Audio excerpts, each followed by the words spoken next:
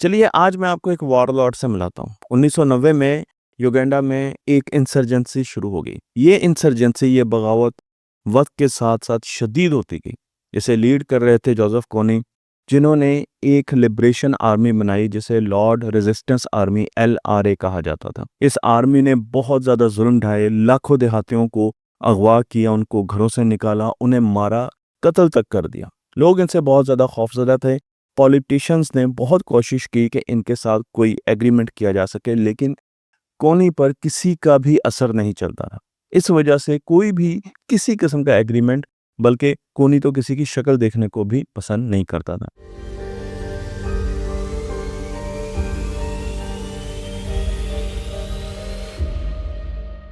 इस मुश्किल हालात में अब कोनी से बात करने के लिए उस वक्त के सदर, जिनका नाम था यूरी मज़ोनी, उन्होंने एक खातून को अपॉइंट किया। लोग बड़े हैरान थे कि एक खातून, और वो भी कोनी जैसे इंसर्जेंट से, बड़े सफाक आदमी से कैसे बात करेंगी, उसे कैसे कायल करेंगी, उस पर कैसे अपना इन्फ्लुएंस इस्तेमाल करेंगी। बेटी को minister of state of northern Uganda rehabilitation programme का इंचार्ज बना दिया गया 1994 में, और उन्हें फिर कोनी के पास भेजा गया।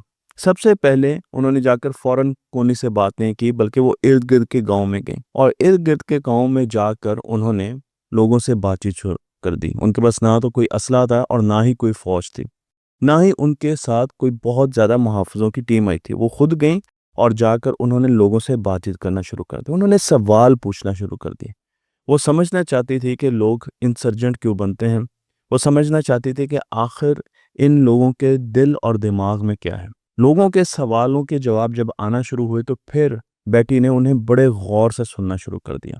ऐसा नहीं हुआ कि वो उनको मनाने गई थी, आर्गूमेंट नहीं किया, बल्कि जो सवाल किए गए उनके जब जवाब आते थे तो वो बहुत गौर से उनको सुनती थी और फिर उनमें से भी सवाल करती थी, ताकि अगलों को ये एहसास हो कि वो समझने की कोशिश कर रही हैं, वो उन्हें कायल करने की कोशिश नहीं कर रही। इसे रिफ्लेक्टिव लिसनिंग कहा जाता है।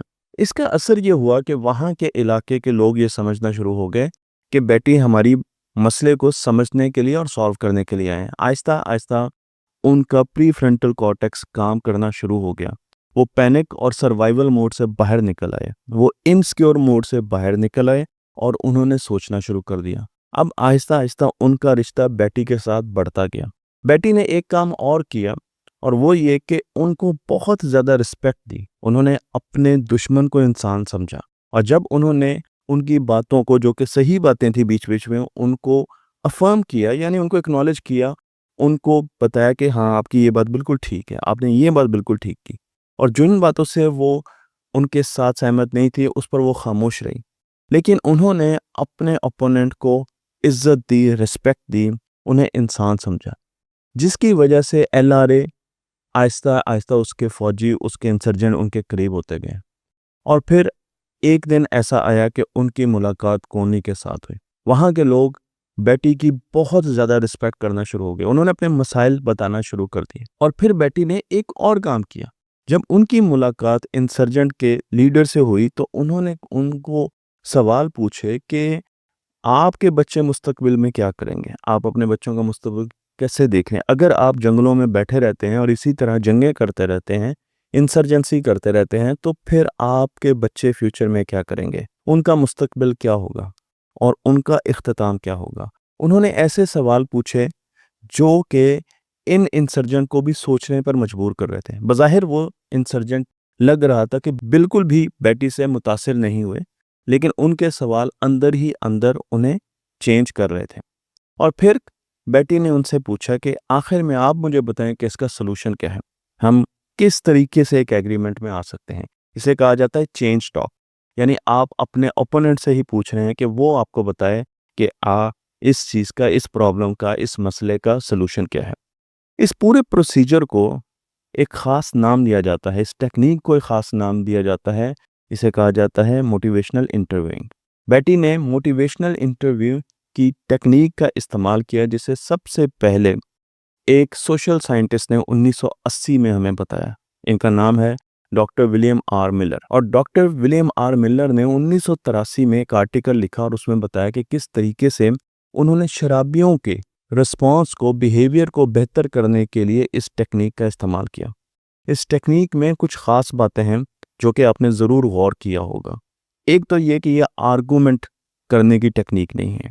موٹیویشنل انٹرویوئنگ میں آپ دوسرے کو سمجھانے کی کوشش نہیں کرتے، بلکہ ڈیٹا ہمیں یہ بتاتا ہے کہ موٹیویشنل انٹرویوئنگ اب بہت زیادہ استعمال ہونا شروع ہو گئی ہے بیہیویئر تھراپیز کے لیے۔ مختلف قسم کے ڈاکٹرز اپنے مریضوں کی بیہیویئر تھراپی کے لیے اسے استعمال کرتے ہیں، اور اس کے ساتھ ساتھ اس میں جو سب سے اہم چیز ہے وہ یہ ہے کہ اس میں انٹرنسک موٹیویشن کو سامنے رکھا جاتا ہے۔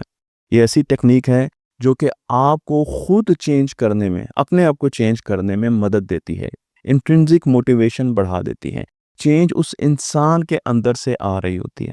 تو 4 سٹیجز ہیں اس ٹیکنیک کی۔ پہلے سٹیج یہ ہے کہ آپ اگر کسی بچے کے ساتھ بھی بات کر رہے ہیں اور آپ اس کے بیہیویئر کو سمجھنا چاہتے ہیں کہ وہ ایسا بیہیو کیوں کر رہا ہے، تو ایک طریقہ تو یہ ہے کہ آپ اس سے بہت شدید قسم کا آرگومنٹ کریں اور اسے لمبا سا لیکچر دیں۔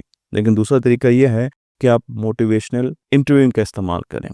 میں آپ کو یہاں پر یہ بتا دوں کہ اس پورے مسئلے کا حل تو نہیں ہوا، انسرجنسی اس کے بعد بھی چلتی گئی، لیکن ان انسرجنٹ نے بیٹی کی بات اتنا ماننا شروع کر دیا کہ انہوں نے اینڈ پہ بیٹی کو ماما کہنا شروع کر دیا، یعنی ماں کے طور پر اسے سمجھا جاتا تھا۔ وہ جب بھی جاتی تھی، کہیں بھی جاتی تھی، آپ کو تصویروں میں بھی نظر آ رہا، ان کی بہت زیادہ رسپیکٹ ہوتی تھی۔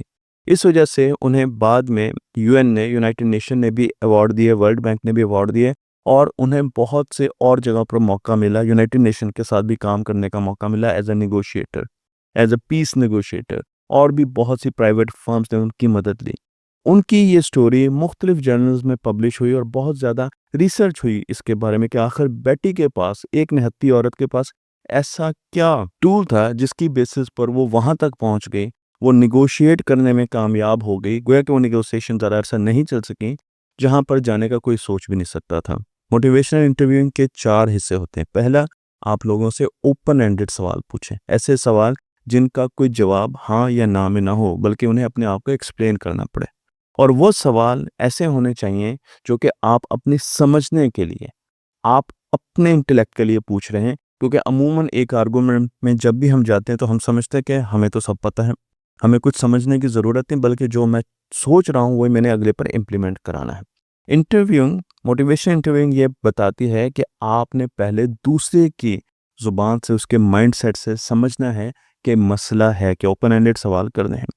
دوسرا حصہ یہ ہے کہ آپ نے ریفلیکٹیو لسننگ کرنی ہے۔ اس کا مطلب یہ ہے کہ آپ نے سمجھنے کے لیے سننا ہے، آپ نے جواب دینے کے لیے نہیں سننا۔ عموماً جب بھی ہم کسی کی بات سن رہے ہوتے ہیں تو ہم دل میں اس کا جواب، آرگومنٹ کا کاؤنٹر آرگومنٹ بنا رہے ہوتے ہیں، لیکن اس میں آپ نے سمجھنا ہے کہ وہ کیا کہہ رہا ہے۔ کہ بچہ مجھے اپنا پرابلم بتا رہا ہے، اس کا بیہیویئر ٹھیک نہیں ہے، اس نے اسکول سے 3 دن چھٹی کی، آخر کیوں وہ چھٹی کر رہا ہے؟ تو آپ نے سمجھنا ہے، اور اس میں چھوٹے چھوٹے سوال بھی پوچھنے ہیں، اور اس کے ساتھ ساتھ جہاں پر آپ کو نظر آئے، تیسرا حصہ، کہ وہ صحیح کہہ رہا ہے، آپ نے اس کو کہنا ہے بالکل آپ نے صحیح بات کی۔ تو جب آپ اس کی بات کو اس کے ساتھ ہوں گے، بلکہ کمپیٹیٹر نہیں ہوں گے، آپ ایک ٹیم میں اس کے ساتھ کولیبریٹ کریں گے، تو اب کیا ہوگا کہ آپ کا اثر اس پر بڑھنا شروع ہو جائے گا۔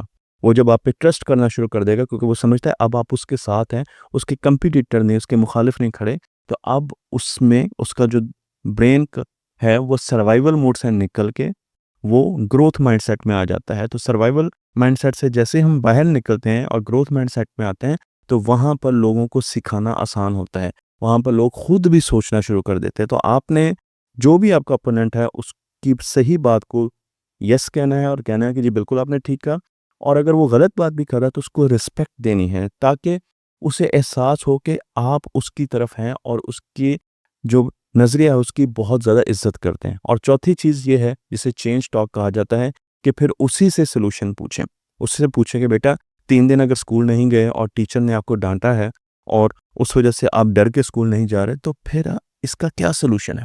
اور جب بچہ آپ کو سلوشن بتائے گا، یا کوئی بھی انسرجنٹ گروپ آپ کو سلوشن بتائے گا، اب وہ سلوشن اس کا اپنا دیا ہوا ہے، اس لیے اس پر بہت زیادہ امید کی جا سکتی ہے کہ اس سلوشن پر وہ عمل کرے گا۔ مختلف قسم کی ریسرچ ہمیں یہ بھی بتاتی ہے کہ جب بچے آپ کی بات نہیں بھی سنتے اس ٹیکنیک سے، اور وہ واپس چلے جاتے ہیں اور آپ کسی نتیجے پہ نہیں پہنچتے، پھر بھی ان کا جو تھنکنگ برین ہے، جو گروتھ مائنڈ سیٹ ہے، وہ ایکٹیویٹ ہو جاتا ہے، اور اس لیے جو باتیں انہوں نے آپ سے کی ہوتی ہیں اور جو سلوشنز دیے ہوتے ہیں، وہ اس پر سب کانشیسلی عمل کرنا شروع کر دیتے ہیں۔ اس لیے मोटिवेशनल इंटरव्यूइंग को एक बहुत ताकतवर टेक्निक समझा जाता है और इस पर अब बहुत ज़्यादा रिसर्च हो रही है। बैटी की एग्जांपल मैंने आपको दी, इस किस्म की हज़ारों एग्जांपल्स हैं जहां पर मोटिवेशनल इंटरव्यूइंग लोगों की मदद कर रही है। हमें भी अपने स्कूलों में, अपने कॉलेजेस में, अपने यूनिवर्सिटीज़ में और अपने ऑफिसेज में ऐसी टेक्निक्स लानी चाहिए जो रिस्पेक्टफुल हों, जो कि दूसरों को इंसान समझे और उन्हें इज्जत दें। बल्कि अगर हम मुल्की सतह पर देखें, वहाँ पर भी हम अपने बड़े बड़े सूबों में भी इस टेक्निक का इस्तेमाल कर सकते हैं और इंसर्जेंसी को फ्यूचर के लिए काम डाउन कर सकते हैं। लोगों को इज्जत दें और उनके प्रॉब्लम को समझें। तख्ती ऑनलाइन को लाइक कीजिए, शेयर कीजिए और इस इल्म को दूसरों तक पहुंचाते रहिए।